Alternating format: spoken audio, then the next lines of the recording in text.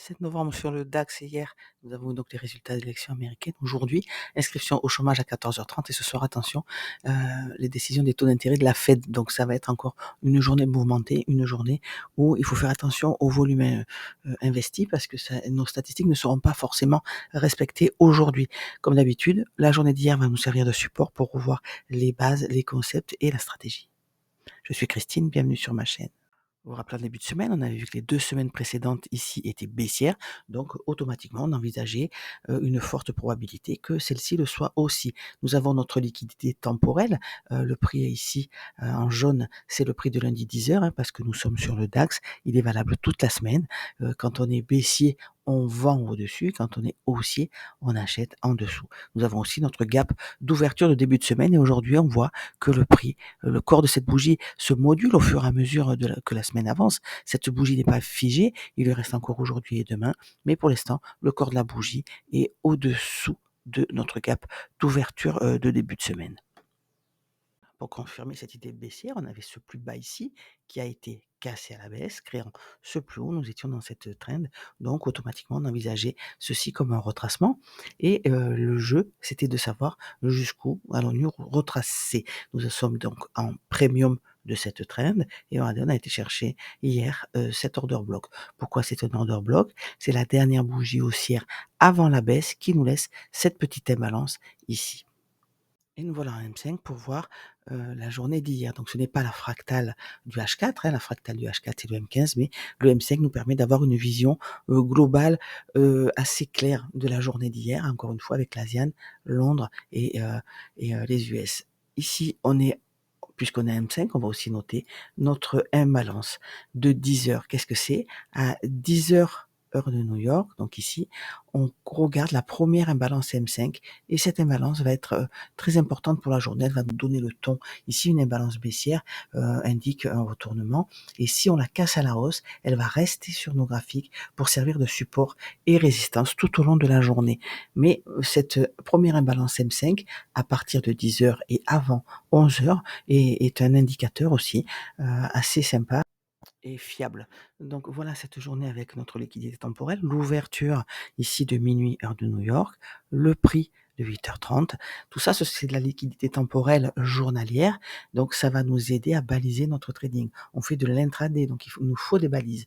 Si tout ce que vous ne comprenez pas pour les nouveaux arrivants sur ma chaîne, les nouveaux traders, les nouveaux arrivants dans le SMC, le Smart Money, je laisse des petits commentaires dans l'onglet communauté où j'explique un petit peu très succinctement avec des graphes et un petit texte tous les mots que je remarque que vous ne comprenez pas bien, surtout au début. Après, forcément, c'est un langage un nouveau langage pour certains, donc il faut le temps de l'apprendre et le temps de l'intégrer et de l'associer à ce que ça représente sur nos graphiques.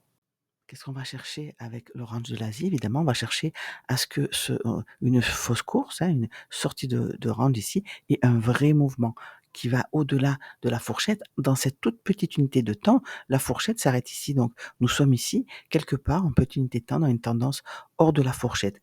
En plus grande unité de temps, on a vu qu'on allait voir si on trouvait un reversal pour poursuivre la tendance hebdomadaire qui s'était installée à la baisse. Donc là, je remets la liquidité au-dessus, hein, c'est cette liquidité externe qu'on avait en ligne de mire, en dernier carat. Juste avant, on avait cette liquidité interne ici. Hem, Notre inducement, c'est la dernière, liquidité interne avant la liquidité externe et là, je remets cette imbalance, celle qui a fait que cet order block ici est valide. Voilà et je vous rappelle, c'est du H4 qu'en weekly, les 2 bougies précédentes étaient baissières. Alors, quel indicateur avons-nous à la sortie de l'Asian et avant Londres quand le prix prépare le setup de la matinée? Déjà, on peut constater qu'on a pris tout de suite l'Asian low avec un reversal hein, sur les 50% de la mèche weekly. Donc, on avait les yeux sur l'Asian high tout de suite et on avait dans la nuit pris le plus haut de la veille. Et quand on le fait très tôt avant la fin de l'Asian, en général, c'est ensuite un signe de poursuite haussière. Donc là, j'en avais aucun doute sur cet achat et sur même si on attendait un reversal, sur le fait qu'on retrace plus haut. Donc impulsion haussière qui nous laisse une imbalance. À chaque fois, il est trop tôt pour vendre. C'était pas l'heure, on n'avait pas encore pris l'Asian High. Alors par contre, une fois qu'on l'a pris ici, c'est un niveau de liquidité. Qu'est-ce qu'on fait? Lecture approfondie.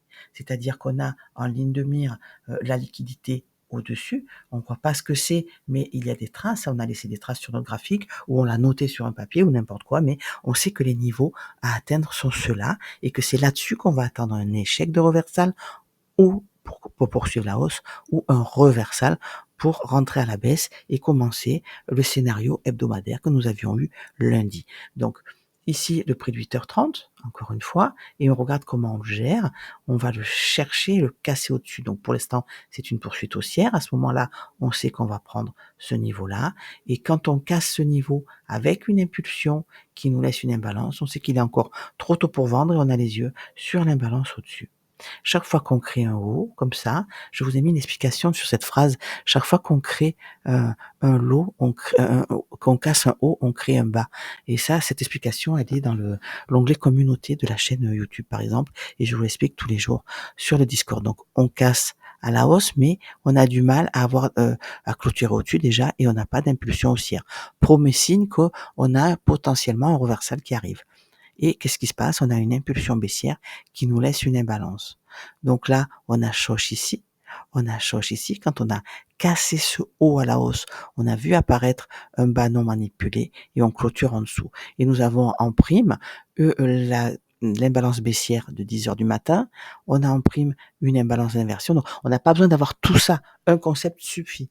Il suffit de prendre celui qui vous parle. Moi, je vous donne le panel d'outils que nous avons parce qu'évidemment, c'est une vidéo pédagogique, mais chaque trader a ses propres marqueurs pour rentrer sur le marché. Donc, à partir de là, on avait un scénario baissier. Ce haut devait être protégé jusqu'à la prise de la liquidité en dessous au minimum. À partir de ce moment-là, chaque fois qu'on a un retracement haussier, on s'attend à avoir un niveau de reversal plus haut pour le vendre à un prix plus intéressant et retourner chercher notre liquidité en dessous. Quand on regarde cette trend, qu'est-ce qu'on constate? Que on a le seul moment où on a cassé à la baisse, c'est celui-là. À la prise, on a créé ce range, on a cassé clairement à la baisse.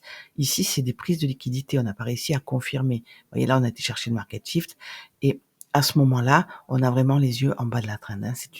C'est une habitude que vous verrez. Ça paraît peut-être flou au début, mais je commence à avoir pas mal de bons résultats sur le groupe avec des gens qui anticipent vraiment la journée, la gueule, entre guillemets, qu'aura le prix à la fin de la journée. Hein, encore une fois, on a une fausse course, le mouvement et ensuite le reversal. À ce moment-là, on considère ce range-là comme un range reversal. Donc, qu'est-ce qu'on attend? On va surveiller les ranges de continuation. Et là, nous sommes dans l'Asian. Le range de l'Asian, on va faire maintenant notre plan du jour. Donc ici, on constate qu'on a cette impulsion baissière qui nous laisse une imbalance. Encore une fois, c'est un marqueur baissier, donc on n'a pas pour le moment de raison de vouloir aller chercher tout de suite ces hauts ici, même si les US ont accueilli à bras ouverts Trump apparemment, et ils ont, comme la première fois il a été élu, il y a beaucoup de volatilité quand ce monsieur est au pouvoir, donc les US nous ont montré leur effervescence hier. Nous, on a évidemment, l'Europe est beaucoup plus réservée à ce sujet. Donc, on avait ce reversal, impulsion baissière, et en dessous de nous, cette liquidité-là. Et on a fait on a fait, je pense à ce que je viens de dire et ça me fait sourire, excusez-moi. On a fait des equal low, évidemment, à ce niveau-là, et nous sommes dans cette fourchette. C'est du trading range. Qu'est-ce qu'on attend d'un range? Qu'on prenne le haut et le bas avant de partir. Donc, je voudrais bien qu'on remonte prendre ce haut ici. On va voir ça en petite unité de temps pour aller ensuite chercher nos equal low. Et en dessous, ceci à 18 910. Donc, je vais avoir un biais plutôt baissier jusqu'à ce niveau-là. Parce que on peut constater que au-delà, on n'a pas d'imbalance. Hein. Donc si on le casse, on va très bas, on va chercher 18 690. Donc on va voir comment on se comporte avec cette imbalance. Si ça se trouve, c'est une imbalance qui va être retracée entièrement. On n'aura peut-être pas de short ici. C'est pas grave. Si en petite unité de temps, on va passer d'ailleurs tout de suite à M15. Donc voilà, ça c'est l'imbalance H4 qu'on a vu juste avant. Et là, l'imbalance M15 qu'on a laissé au moment du reversal avec la liquidité ici en attente. Donc nous sommes en retracement. Ce que je vais surveiller moi ce matin, c'est évidemment la prise de l'Asian High. On n'a pas pris pris l'Asian Low, comme hier on avait pu le faire avec l'Asian High et qui nous avait confirmé avec le Prem High, pardon, et qui nous avait confirmé une poursuite haussière. Là, on n'a pas pris encore le plus bas d'hier. Hein, on est encore dans la liquidité interne. C'est pour ça que j'aurais tendance à vouloir prendre le haut de cet Asian, avoir une réaction sur nos niveaux, pourquoi pas sur, encore une fois, le gap d'ouverture de début de semaine. On va voir où nous serons déjà à 8h30, hein. Il n'est que 8h07 et là peut-être envisager un reversal pour aller chercher mes niveaux. Évidemment le plus bas d'hier dans un premier temps, le plus bas mensuel et vous avez vu le niveau en dessous juste avant. Donc voilà mon plan du jour, hein. J'ai toujours un biais baissier, mais comme d'habitude, je vais chercher un point au-dessus de moi pour vendre à un meilleur prix et aller chercher mes TP en dessous de moi. Hein, c'est l'idée du trading, hein, vendre bas et acheter haut, mais comment le faire? Ben voilà, je vous donne un début d'explication avec ma stratégie. Mais par rapport à cette trend-là, je vais rajouter un petit peu quelque chose. Si on repasse aussi, mais avant ou, ou même après, une fois qu'on a pris les plus bas, on notera la liquidité interne qu'on a laissée en face de nous. Ce haut-là, c'est visuel, hein. C'est pas celui-là. Celui-là, c'est la liquidité interne. Et quand on sera dans une phase de remontée, ben, comme chaque fois hein, qu'on retrace une trend, on va viser la liquidité en attente. Donc, encore une fois, mon plan du jour, aujourd'hui, je voudrais qu'on aille chercher l'Asian High déjà. On a fait des equals sur ce petit annulment-là, mais je voudrais vraiment qu'on aille chercher ce niveau ici. Ça serait bien. Le point médian de cette imbalance baissière M15 est à ce niveau-là, mais je n'ai pas d'imbalance, vous voyez, dessus. Donc c'est pour ça que je voudrais aller chercher encore au-delà vers ma liquidité temporelle hebdomadaire. Et là, je voudrais un retracement baissier pour aller encore une fois chercher mes niveaux. Voilà mon plan du jour. Attention aux annonces, hein, les chiffres du chômage aujourd'hui. Tout va être prétexte à de la volatilité, encore sous le coup de l'émotion de cette élection américaine. Je vous souhaite une bonne journée.